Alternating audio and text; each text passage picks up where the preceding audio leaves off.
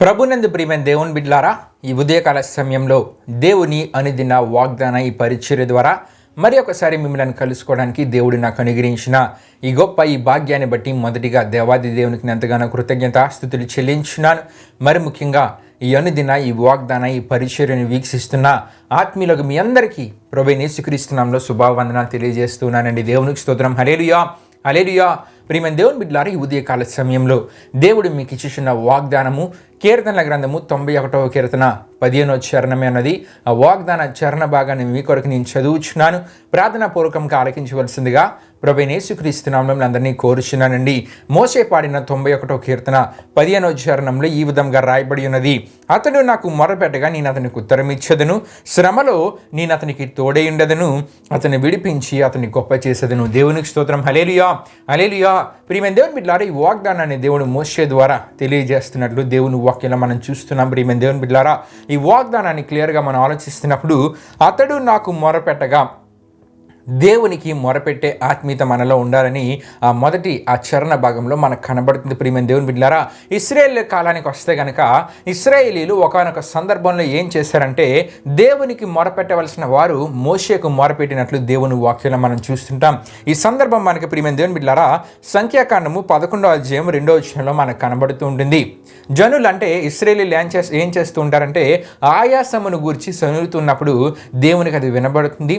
దేవుని కోపం వారి మీదకి వచ్చి దేవుడు కోపగించుకున్నప్పుడు అక్కడ జరుగుతున్న సందర్భాన్ని బట్టి ఆ సంఘటన బట్టి ఇశ్రాయేలీలు ఏం చేశారంటే మొరపెట్టవలసిన దేవునికి మొరపెట్టగా మోషేకు మొరపెట్టారు. ప్రియమైన దేవుని బిడ్డలారా, దేవుడి వాగ్దానంలో మనకు తెలియజేస్తున్నారు, అతడు నాకు మొరపెట్టగా నేను అతనికి ఉత్తరం ఇచ్చేదనని.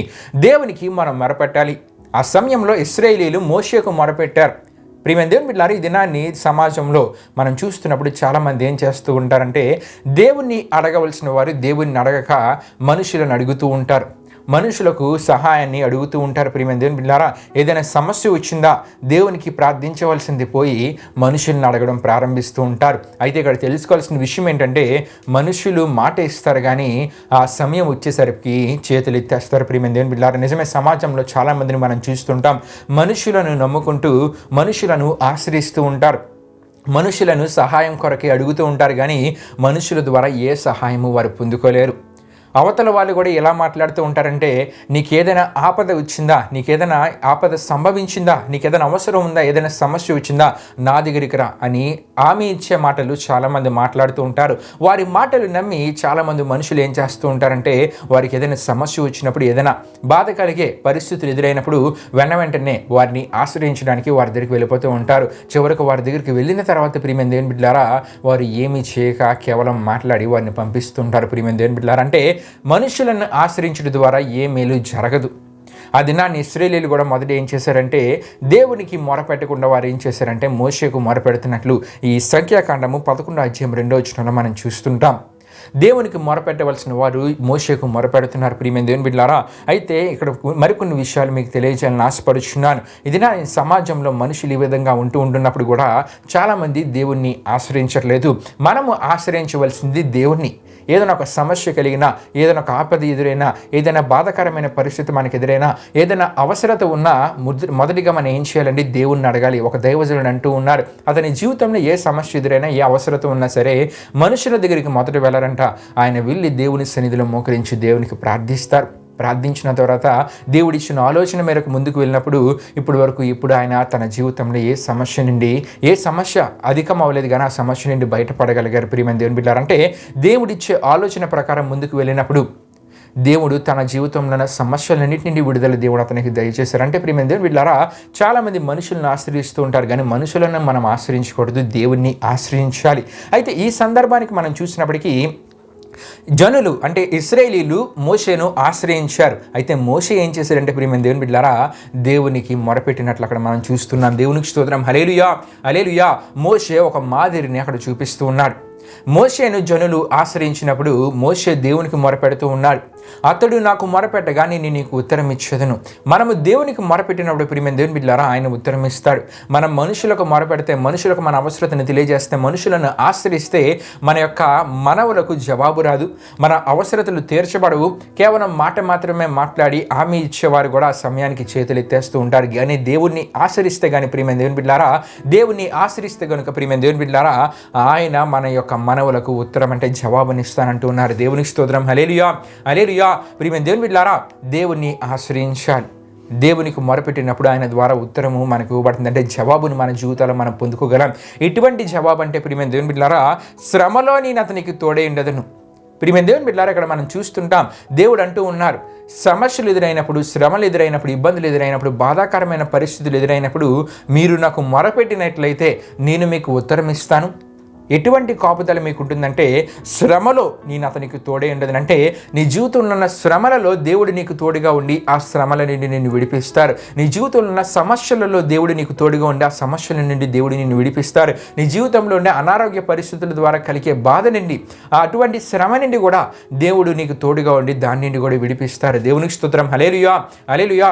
శ్రమలో నేను అతనికి తోడే ఉండదు. దేవుని తోడు మనకి ఎంతో అవసరం. ప్రియమైన దేవుని బిడ్డలారా ఆయన తోడుగా ఉంటానని అంటూ ఉన్నారు. ఆయనకి ఎవరైతే మొరపెడతారో ఆయన వారికి జవాబు ఇచ్చి వారి శ్రమలలో ఆయన వారికి తోడుగా ఉండి ఇంకేమంటూ ఉన్నారంటే అతన్ని విడిపించి, అంటే ఆ శ్రమల నుండి వారిని విడిపించి వారిని గొప్ప చేస్తానని దేవుడు వాగ్దానం ఇస్తున్నారు. దేవునికి స్తోత్రం. హల్లెలూయా, హల్లెలూయా. గొప్ప చేస్తానంటే వారికి ఉన్న సమస్యలు, శ్రమలన్నిటి నుండి విడుదల వారికి కలుగజేసి వారి జీవితాల్లో అభివృద్ధిని కలుగజేసి అత్యున్నత స్థితిలో వారిని ఉంచుతానని దేవుడి వాగ్దానం ద్వారా మాట్లాడుతూ ఉన్నారు. ప్రియమైన దేవుని బిడ్డలారా నిజమే, మనము ఆశ్రయించవలసిన దేవుడిని ఆశ్రయిస్తే వాగ్దాన ఆశీర్వాదాన్ని మన జీవితంలో మనం పొందుకోగలం. మనుషులను ఆశ్రయిస్తే శ్రమల నుండి విడుదల ఉండదు. మనుషులను ఆశ్రయిస్తే గొప్ప ఆశీర్వాదాలు మన జీవితంలో మనం పొందుకోలేం. మనుషులను ఆశ్రయించి మనుషులను నమ్ముకుంటే కనుక చివరికి వారి చేతులు ఇచ్చేస్తారే కానీ సహాయం చేయరు. కానీ దేవుణ్ణి ఆశ్రయిస్తే, దేవునికి మొరపెడితే ప్రియమైన దేవుని బిడ్డలారా ఆయన ఉత్తరం ఇస్తానంటే ఆయన జవాబు ఇస్తానని మాటిస్తున్నారు, వాగ్దానం ఇస్తూ ఉన్నారు. నీకున్న శ్రమల నుండి ఆయన నిన్ను విడిపిస్తానంటూ ఉన్నారు. శ్రమల నుండి విడిపించడమే కాకుండా ఆయన నిన్ను గొప్ప చేస్తానని దేవుడు మాట్లాడుతూ ఉన్నారు. ప్రియమైన దేవుని బిడ్డలారా నిజమే, బైబిల్ గ్రంథంలో ఎంతో మంది మనకు కనబడుతూ ఉంటారు. వారి జీవితాల్లో శ్రమలు లేవని కాదు, ప్రతికూల పరిస్థితులు లేవని కాదు, అటువంటి సందర్భాల్లో వారు మనుషులను ఆశ్రయించకుండా దేవుణ్ణి ఆశ్రయించినప్పుడు ప్రియమైన దేవుని బిడ్డలారా దేవుడు వారి శ్రమల నుండి, వారి శోధనల నుండి, వారికి ఎదురయ్యే ఇబ్బందులు, వారికి ఉన్న ప్రతికూల పరిస్థితి నుండి వారికి విడుదల కలుగజేసి వారిని విడిపించి వారిని గొప్ప చేసిన సందర్భాలు ఎన్నో దేవుడు వాక్యాలు మనకు కనబడుతూ ఉంటాయి. ఇవన్నీ మనకి ఆదర్శం ప్రియమైన దేవుని బిడ్డలారా. కాబట్టి వాగ్దానాన్ని నేను ముగిస్తూ ఉన్నాను. మొరపెట్టవలసిన దేవునికి మొరపెడదాం, దేవునికి మొరపెడదాం. మనుషులను ఆశ్రయించగా దేవుణ్ణి ఆశ్రయిద్దాం. ఆయన మనకు జవాబిస్తానంటూ ఉన్నారు. ఆయన మనకున్న శ్రమ నుండి విడిపిస్తానంటూ ఉన్నారు. మనల్ని విడిపించడమే కాకుండా గొప్ప చేస్తారని వాగ్దానం ద్వారా మాట్లాడుతున్నారు. కాబట్టి దేవునికి ప్రార్థించి, దేవునికి మొరపెట్టి ఈ వాగ్దాన ఆశీర్వాదాన్ని మన జీవితంలో మనం పొందుకుందాం. దేవుడి పరిశుద్ధ వాగ్దానాన్ని మన వినికిడిలో దీవించునుగాక. ఆమేన్. ప్రియమైన దేవుని బిడ్డలారా ఈ వాగ్దాన కార్యక్రమాన్ని ముగింపు ప్రాంతం మనం ముగించుకుందాం. అందరూ కళ్ళు మూసుకొని తల వంచుకుని ప్రార్థనలో నాతో పాటు ఏకీవించవలసిందిగా ప్రభువైన యేసుక్రీస్తు నామములో అందరినీ కోరుచున్నానండి. ప్రార్థన చేసుకుందాం. మహిమాస్వరూపైన మా ప్రభా, జీవాధిపతి అయిన యేసయ్యా, నీ ఘనమైన నామానికే మహిమ, ఘనత, ప్రభావం చెల్లించున్నాం దేవా.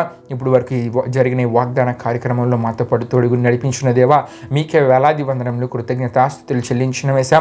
మరి మొరపెట్టవలసిన నీకు మొరపెడితే శ్రమలలో నుండి మాకు విడుదల దొరుకుతుందని, అంతేకాకుండా గొప్ప చేస్తానని, అత్యున్నత స్థితిలో ఉంచుతానని వాగ్దానం ద్వారా మాట్లాడిన దేవా, ఈ వాగ్దానాన్ని విన్న ప్రతి ఒక్కరు మనుషులను ఆశ్రయించక నిజ దేవుడైన నిన్ను వారు ఆశ్రయించి వారి జీవితాలు ఈ వాగ్దాన ఆశీర్వాదాన్ని, అంటే వారి జీవితాలు ఎదురయ్యే శ్రమలు, శోధనలు, ప్రతికూల పరిస్థితి నుండి విడుదల నీ ద్వారా వారు పొందుకొని, అంతేకాకుండా ఒక అత్యున్నత స్థితిలో నీ ద్వారా ఆశీర్వదించబడే ఈ వాగ్దాన ఆశీర్వాదాన్ని వారి జీవితాలలో పొందుకోగలిగారు. మీరు కార్యం జరిగించండి.